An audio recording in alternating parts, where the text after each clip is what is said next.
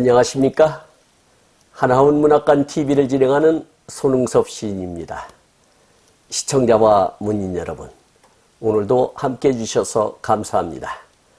오늘 주제는 예고한 대로 제64화 하나원 시인의 수필 애렴전입니다. 이 애렴전은 1984년 6월 15일 발행된 이종석, 김정숙 공저의 인간 하나원, 나는 죽어서 파랑새 되리라는 저서의 382페이지에 수록된 작품입니다. 애렴전, 하나원. 흔들리는 좌표. 사랑이 사랑으로서 승화하였을 때 아름답고 고귀한 것이며 신화가 되는 것이다. 이 사랑이라는 영원한 등대 불에 사람들은 아롱지는 무지갯길을 만들고 자기 생애에 단 한 번의 목숨을 불태워버리려 하는 것이다. 사랑을 이루어보려고 가진 최선을 다한 애렴전으로 그를 바쳐 숨지어버린 낙하유수의 애화가 많은데 그토록 사랑은 어려운 일이기도 한 것이다. 여기서 애렴전이라고 하는 것은 사랑애자와 물들 염자와 찌지 전자를 써서 사랑 고백으로 이해하면 좋을 듯 싶습니다. 50대의 아저씨라고 할까? 노인이 그 머리가 빠져버렸다. 번들번들하기가 낙지 대가리같이 뻔뻔하게 벗어져 있다. 그 노인은 인생 잔조의 황혼의 산기슭에 쓸쓸히 서 있다. 젊은 여성들의 발산하는 매력에는 명화 앞에 선 화가의 탄성이 비교가 되지 않게 그 노인의 눈에 불이 타오르는 것이다.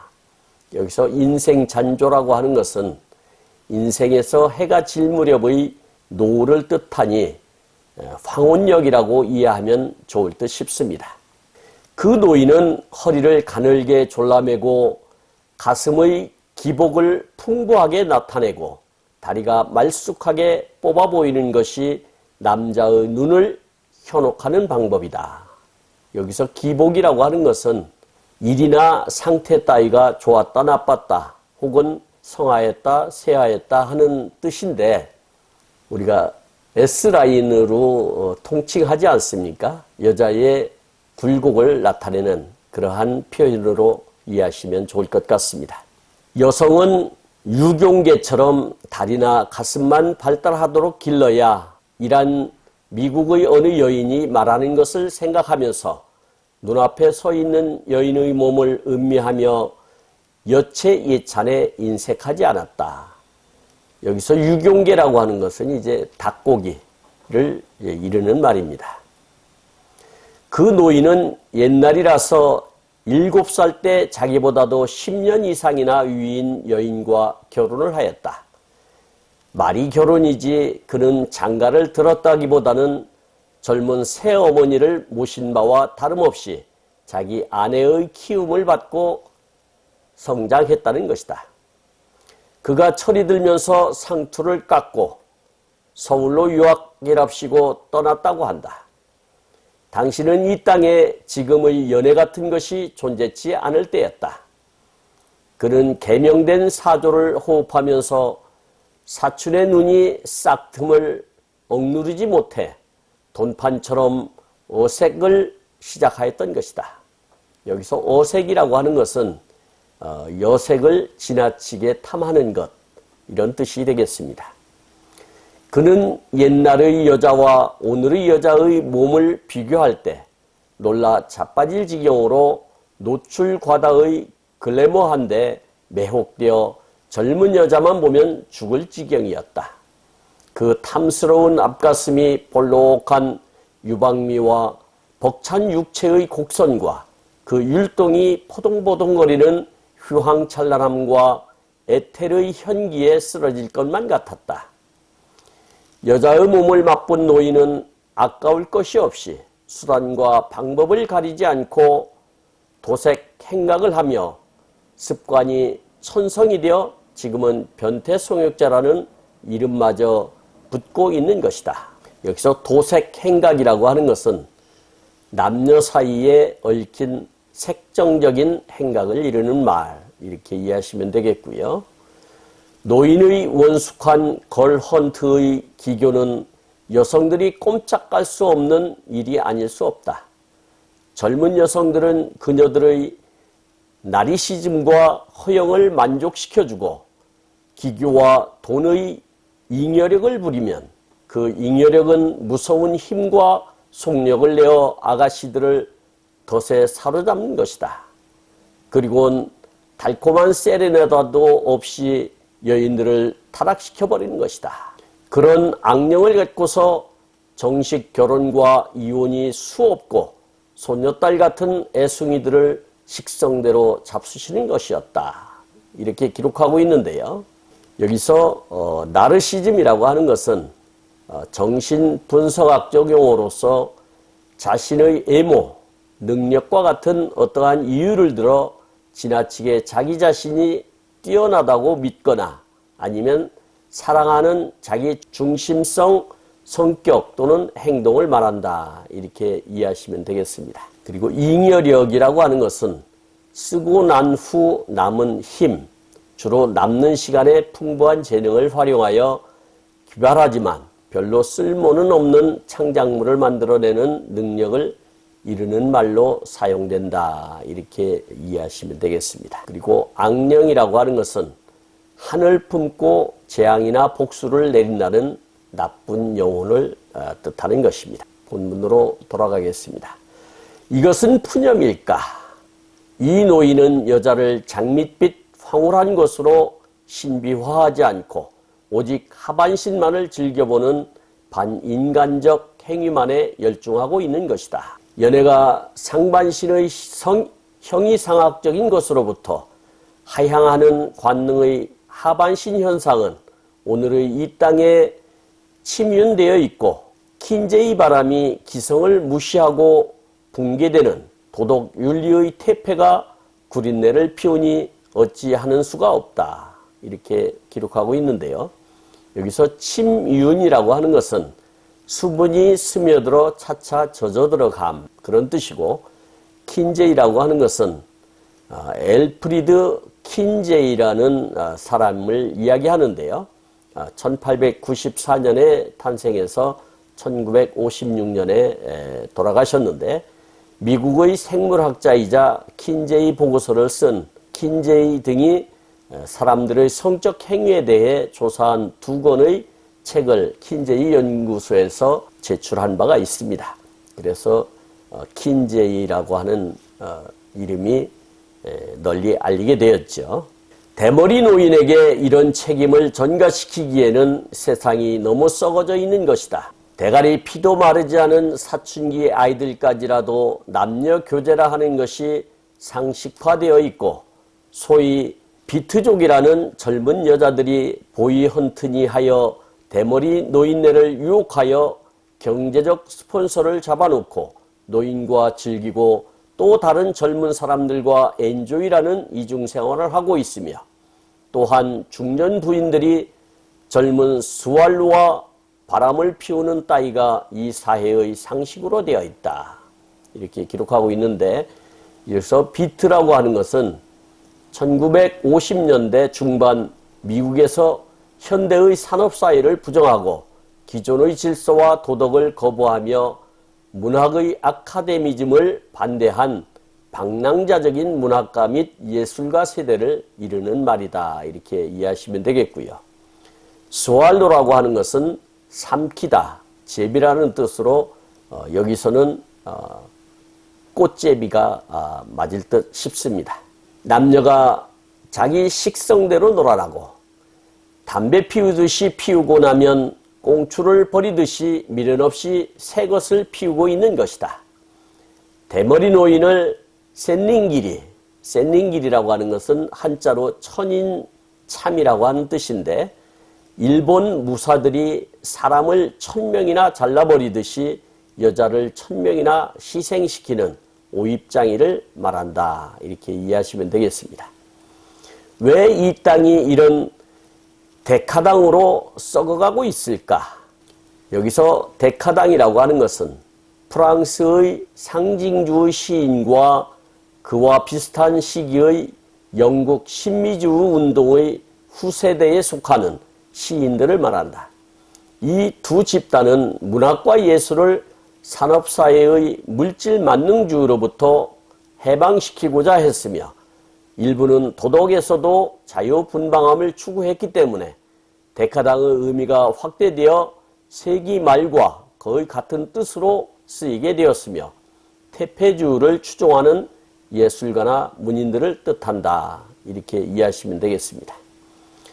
일본 식민지 억압에서 8.15 해방과 6.25 동란으로 전쟁의 공포에서 해방된 해이 속에 자연이 뭐니 하고 급격한 애풍이 쏟아지고 애국 군인의 주둔에 풍기문란한 애국 영화와 일본의 간통문학의 범람, 저속한 방송국에다 한 집 건너 두 집 건너의 다방, 음악 감상실, 케이크점, 중국 요리집, 요정, 술집, 미장원, 여관, 호텔, 사창, 유원지 등등의 악마가 달라붙은 재즈와 로큰롤에 미치고 트위스트에 어른아이 할 것 없이 비틀거리고 식민 사람들이 갑자기 권력을 혹은 돈을 잡고 벼락치기들이 일을 하니 정치가 썩고 종교가 썩고 교육이 썩고 모든 기성이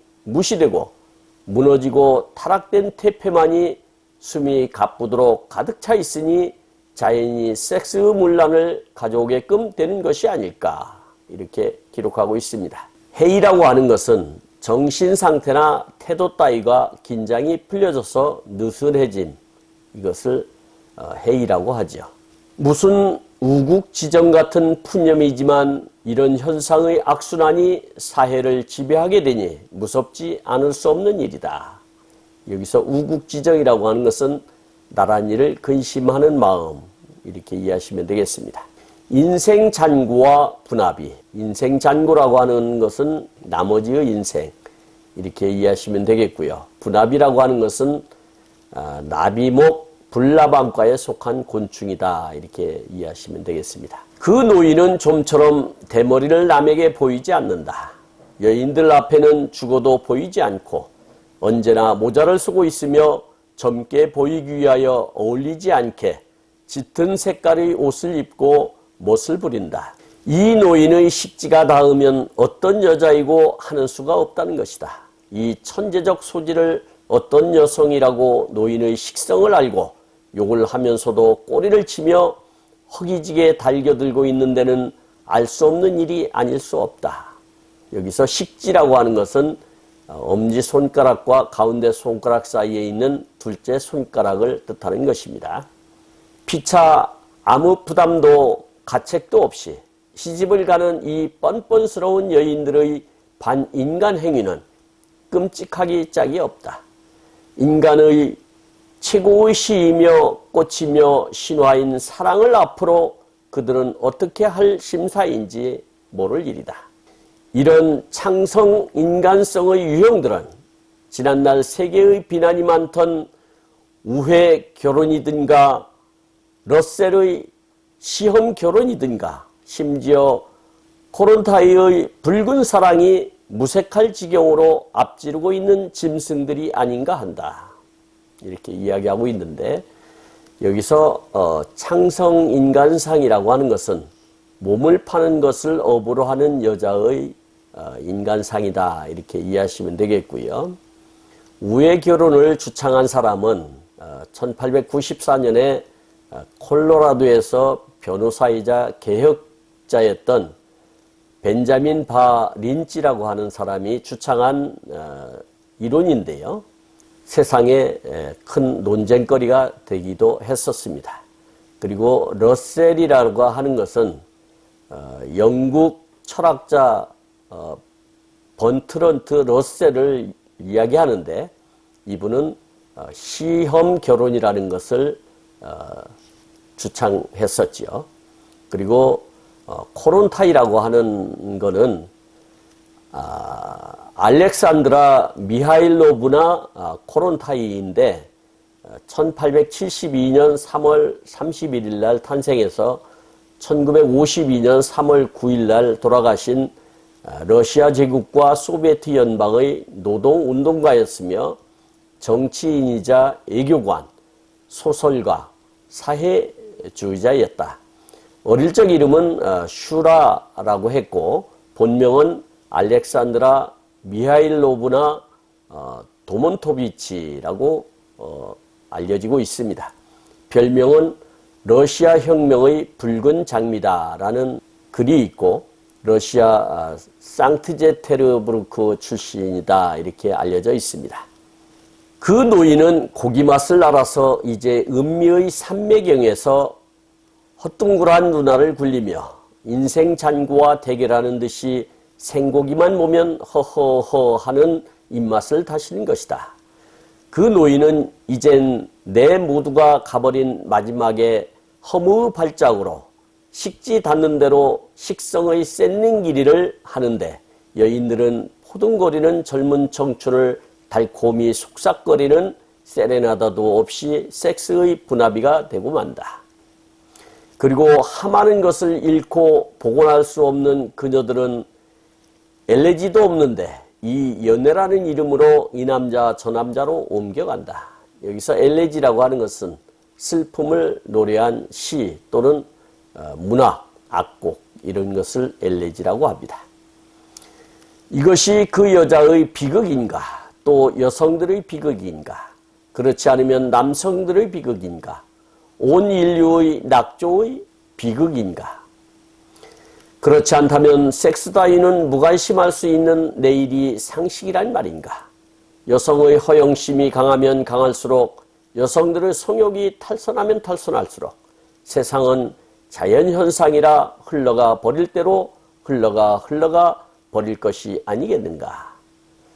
지금 남남거리는 것이 낙후된 사고방식이라 비웃는 비트 여성들이 있을 것이며 보다 멋진 엔조이가 없는가고 어느 사내를 꼬여볼 작전을 애쓰고 있는지도 모를 일이 아니겠는가 이렇게 이야기하고 있는데요. 여기서 남남이라고 하는 것은 빠르게 제잘거리며 무슨 말인지 알아들을 수 없게 이야기함을 말하는데 우리가 흔히 중얼거린다 그런 뜻으로 이해하시면 빠를 것 같습니다. 남발하는 사랑의 부도수표. 요즘 하버드 여자 대학생들이 팬티바람으로 남자 기숙사를 습격하였다는 사건이 일어나고 또 며칠도 안 되어 놀위치 육군 대학생 300명이 팬티바람으로 버몬드 여자대학 기숙사를 습격하였다는 사건은 미국에서 일어난 일이라고만 생각할 수 없고 멀지 않아 이 땅에도 발생 가능한 사건으로 변하지 않는다고 누가 장담을 할 수 있을 것인가? 여기서 놀위치라고 하는 것은 영국 도시의 이름을 이야기하는 것입니다. 벌써 남녀들이 나체가 되는 누디스트가 있는 사실을 보아서도 앞으로 세상을 어떻게 단언할 것인가? 여기서 누디스트라고 하는 것은 나체주의자를 이야기하는 것이고요. 모든 윤리가 무너져 가는데 방관하는 실정이 아닌가? 누가 누구를 나무랄 수 없는 것이 요즘의 세정인 듯도 하다. 여기서 세정이라고 하는 것은 세상 사정이나 형편을 뜻하는 이런 이야기가 되겠습니다. 젊은 사람들이 욕구 불충족으로 설당이 없어서 고독과 불안과 절망에서 허무에 빠지고 니힐리스트가 되어 일체의 가치를 상실하고 기성을 부수고 허무 발작을 폭발시키며 비틀거릴 것이다. 여기서 니힐리스트라고 하는 것은 전통적인 사상, 이론이나 규범 따위의 가치를 일절 부정하는 사람을 뜻하는데 허무주의자라고도 해석을 하고 있습니다. 이 땅의 애로는 흙을 모태하는 육중한 것인데 억눌리며 눌린 채 풍토 속에 잠재했었다가 아메리카니즘의 자유개방이 눌림을 풀 사이도 없이 폭발되어 어설프게 드러나고 있는데 예의가 없는 나일론의 투명은 양장과 힐의 역사적 전통이 없는 까닭과 복합되어 교양 없는 애로가 마구 발산되고 있다 하겠다. 여기서 발산이라고 하는 것은 무의식적인 발상을 이야기하는 것입니다. 유행이라면 벌거벗은 것도 사양치 않는 무식함을 앞가슴과 등허리를 깊숙이 드러낼 뿐만 아니라 무릎 위까지 지켜오른 차차차 스커트는 의자에 앉는 것도 조심성 없는 여인들은 눈살이 찌푸릴 정도로 허벅지가 보이기가 일쑤이다. 여기서 차차차 스커트라고 하는 것은 춤의 차차차를 출 때 입는 짧은 스커트를 의미하는 것입니다. 다행히 서양 사람들은 의자 생활이니까 괜찮겠지만 우리네야 온돌방이나 대청마루 바닥에 어떻게 앉아야 한다는 말인가? 또 어떻게 일어서야 할 것인가? 정말 좀스러운 말만 하지만 한국적 에로티즘이 어떻게 변형되어 가는가 하는 단면만을 생각하는 것에 지나지 않는다.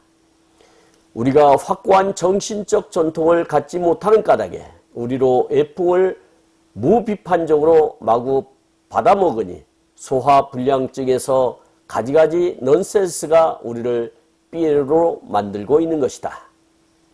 그 노인은 죽은 송장의 웃음 같은 세상의 너털거리는 속에서 우거지 같은 속상임으로 오늘도 또 다른 손녀딸 같은 애숭이와 발장을 끼고 간다. 얼굴의 가죽이 두터운 노인의 말상 같은 얼굴과 100m의 훅가시 이 머리의 소녀가 머리만 잡고 걸어가는 것이다. 여기서 훅가시라고 하는 것은 일본 단어인데 원뜻은 찜 또는 찐 것을 뜻하는데 여기서는 머리를 부풀려 올린 것을 말한다. 이렇게 이해하시면 되겠습니다. 대머리 노인도 어쨌든 사장임은 틀림없다. 사장으로부터 급사까지 겸임한 한강의 백사장 같은 허허벌판의 사장이다. 이 사장이란 자리를 코에 걸고 친구들께는 한 잔의 차도 아깝다고 담배 한 까치를 벌벌 떨면서도 애숭이 계집아이들에게는 위풍당당하게 허세를 부리며 자, 차 한 잔 드실까 하고 적선을 하지만 짜장면 한 그릇에 개새끼가 대머리 사장은 알래스카 같은 인종으로 본전을 뽑고야 만다. 대머리 노인은 큰일을 치른 듯이 방구라는 가죽비리를 불어제낀다. 개새끼가. 여인은 그 노인의 웃도새이 바람에 충혈된 눈으로 잃어버린 것과 부끄러운 것과 영원히 잊혀지지 않을 눈물과 고통의 하반신 사랑을 시크릿 러브라 간직하기는 창밖의 푸른 잎사귀가 바람에 자랑자랑 울기에 눈물로 개새끼가 이렇게 기록하고 있습니다. 여기서 웃도세이라고 하는 일본 단어가 나왔는데요. 원뜻은 물개, 해구를 말하는데 여기서는 남성력을 뜻하는 것으로 보는 것이 옳을 듯 싶습니다. 대머리 샌닝기리 노인은 자기와 어색한 여성의 살점에 대하여 활활 타오르는 욕정의 고깃덩어리가 될지언정 참회의 뉘우침은 애당초부터 갖고 있지 않다. 또한 사육할 한 방울의 눈물도 없는 부도덕으로 여인을 구슬러가면서 허허 하고 니힐한 웃음을 허공 중에 날린다. 여기서 사육이라고 하는 것은 살해할 사자와 고기 육자를 써서 여성을 점한 대가라는 뜻에서 화대가 적절한 표현일 듯 싶습니다. 흡혈귀 같은 악령의 너덜거림은 사랑이라는 의의 낚싯밥으로 부도를 내는 것이다 라고 하나운 시인은 기록하고 있습니다. 산업사회로 들어서면서 서구사회인의 주둔으로 인한 폐쇄사회가 개방사회로의 전환에서 걱정되는 하나운 시인의 노파심이 잘 묘사된 작품인 것 같습니다. 지금의 잣대로 보면 전형적인 꼰대 작품이라 평할 수 있겠지만 예나 지금이나 우려되는 사회상을 꼬집은 것으로 는 것이 옳을 듯 싶습니다. 여기서 의이라고 하는 것은 낚싯밥으로 쓰는 인조미끼다 이렇게 이해하시면 되겠습니다. 지금까지 함께하신 시청자와 문인 여러분 감사합니다. 제가 하나온 문학관 TV를 방송하는 이유는 고난과 역경을 딛고 문학의 꽃을 피우신 하나온 시인을 널리 알리기 위해서입니다. 여러분의 주변이나 하나온 시인에 관심 있으신 분께서는 인터넷 포털 다음의 카페에서 하나온 문학관을 검색하여 가입하시면 고 하나온 시인에 대한 다양한 자료를 접할 수 있으며 많은 시인과 문학활동을 함께 할 수 있습니다. 그리고 유튜브에서 하나온 문학관 TV를 검색하시면 하나온 시인의 진면목을 발견하실 수 있습니다. 다음 제65화는 하나온 시인의 시 하운이라는 시를 소개하도록 하겠습니다. 지금부터의 시 해설은 하나온 시인의 자작시 해설이 아니고 진행자 손흥섭 시인의 해설임을 밝혀드리며 혹 부족한 부분이 있어도 양해해 주시기 바랍니다. 광고 말씀 두 가지를 안내하겠습니다. 첫 번째는 하나온 문학관에서 발행하는 동인지 파랑새 제2집에 게재할 원고를 모집하고 있습니다. 첨부된 안내에 따라 기고해 주시기 바랍니다. 두 번째는 제가 제공하는 방송을 보시고 도움이 되셨다면 구독과 좋아요를 누르는 것도 의미 있는 일입니다. 구독은 무료이지만 반드시 누르실 필요는 없습니다. 감사합니다. 진행의 손흥섭이었습니다.